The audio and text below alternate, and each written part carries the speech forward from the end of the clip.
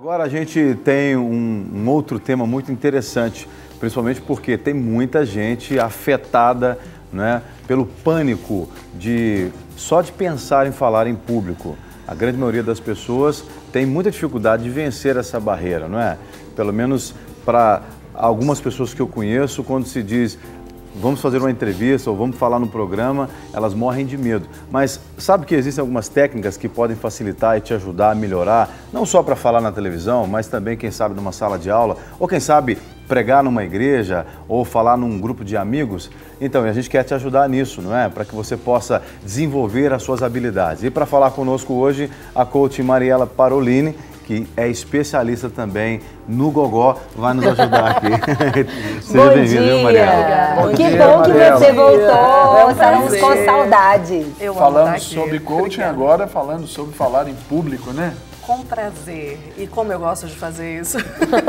Fala muito, né? Mas não é porque é mulher, não, né? Não tem... Isso já dá uma vantagem. Quem tem mais medo de falar em público? Ou uma mulher?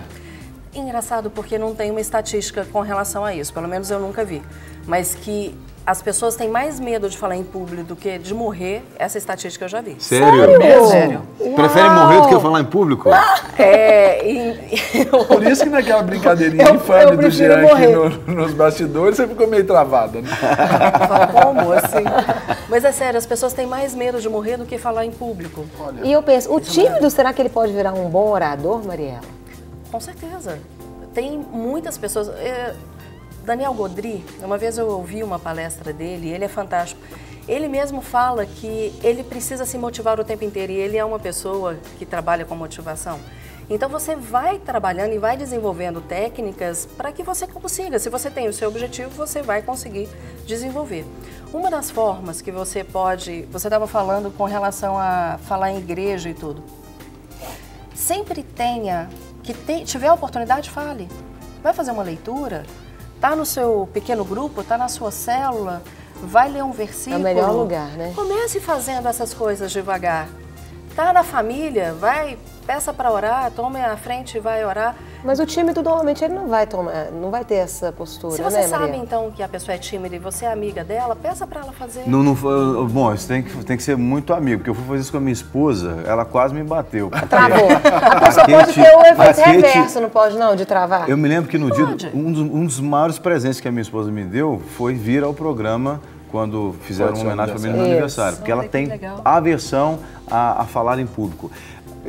No caso dela, eu sei especificamente por quê, mas você tem aí, vamos dizer assim, alguma estatística que mostraria ou que poderia nos ajudar a pensar nos principais motivos que levam uma pessoa a ter esse medo, essa dificuldade de falar em público?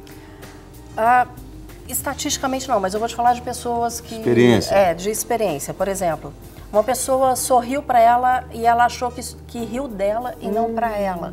Entendi. Uma situação de um trabalho na escola onde aconteceu alguma cena engraçada, a turma sorriu, aquela pessoa se fechou. Tem a ver com a questão espiritual, emocional também. Tem a ver. Então você tem que ir passando por isso e admitir.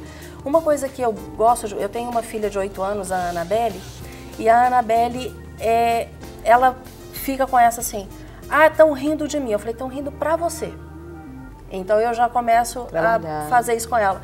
E brinco com ela, às vezes, de que tem gente olhando e ela tá falando alguma coisa, ela tá cantando, do microfone de brinquedo. Ela ama brincar. Mas aí com já é um treinamento, já é um exercício. Mas ela tem 8 anos, então eu vou brincando com ela dessa forma. Você pode fazer isso com outras pessoas num âmbito menor, pessoas que tenham mais intimidade umas com as outras. Agora, por exemplo, nós como pastores, a gente está aí habituado a sermões, pregar, falar para a igreja e tudo, e isso tem uma certa facilidade. Agora, existem pessoas, Mariela, que têm medo, pessoas que têm conteúdo, mas têm medo de, na hora H, esquecer o que vai falar. Você sempre tem que ter alguma coisa escrita. Tem que ter ali um esboço ali. Sempre Nunca tem que confiar ter. só na memória. Não confie na memória. Até o improviso, você tenha algumas diretrizes, alguns pontos você tem que ter. Porque aquilo ali é que vai te dar segurança. Então, se você chegou, você foi convidado para...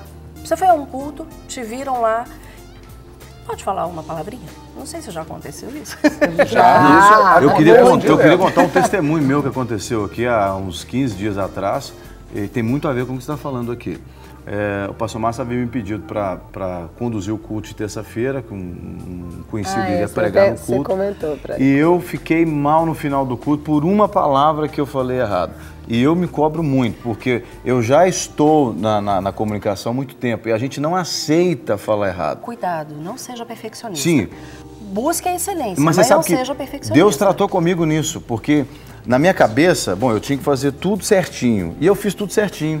Mas a última palavra, literalmente falando, a última palavra que eu tinha que falar para fechar o culto, para ir embora, a palavra sumiu da minha cabeça. Eu estava orando para terminar o culto, um culto maravilhoso, Deus moveu tremendamente. E aí eu estou assim, graças a Deus, conseguimos fazer o culto, deu tudo certinho e tal. Na última frase, eu orando ali, e aí me sumiu a palavra que eu queria falar. Eu queria dizer assim, Senhor, então nos despeça em segurança. A palavra despeça sumiu. Eu estou assim, como é que fala, meu Deus? Segundos. E eu, ao invés de mudar a palavra, eu não soltei despida. Gente, eu fui para casa mal. Eu falei, olha, o culto foi benção demais, mas eu fiz uma besteira no final do culto. Acho que ninguém nem deve ter notado isso. Mas para mim foi um troço assim que me derrubou. O que hoje eu lembro que você chegou no dia seguinte aqui compartilhando. Você mas lembra? esse perfeccionismo, isso altera total o emocional da pessoa, gera daquele um orador. Eles geram um estresse. Muda a respiração. As mãos trêmulas. Não, se tivesse acontecido comigo no início do culto isso, eu tinha acabado para mim. Mas olha, uma coisa, o que a gente quer na comunicação? Comunicar. A gente quer comunicar. Tornar comum. Sim, a gente quer o quê? Que as pessoas acreditem no que eu estou falando. Então eu tenho que ser natural e ter credibilidade. E hoje, até mesmo na TV, se uma pessoa erra, nada mais natural do que mudar a palavra. Sim. Do que, desculpa. Consertar. Entendi. Mas eu chamei aqui a presidenta Lula. Eu falei hoje aqui, presidenta Lula aqui. Tudo que é perfeitinho demais, às vezes não fica real, natural. Não é natural. Entendi. Então, até mesmo o que falha, se você... me desculpa. Às vezes você está falando, some a palavra. Some mesmo. Gente, eu esqueci aquela... Isso aproxima você do público. Isso chama a atenção. Torna mais humano, né? Exato. Então a gente não tem que ter aquela ideia de que a pessoa que vai falar em público, ela tem que ser perfeita. Nunca vai errar. Não. Se programe, seja roteiro, de improviso ou não, tenha o seu roteirinho. Né? Eu, particularmente, gosto de colocar a introdução, 3 ou 4 pontos e uma conclusão. Ilustre. Porque tem as pessoas que são visuais, tem as pessoas que são auditivas, tem as pessoas que são sinestésicas. Então, coloque um vídeo para ilustrar, coloque uma música para que você consiga pegar todos os públicos, né? Se você está só falando no momento da pregação, não tem como colocar, mas você pode fazer menção a alguma coisa e lembrar, fazer com que ela se lembre da questão com mais detalhes, para que ela remeta à imagem.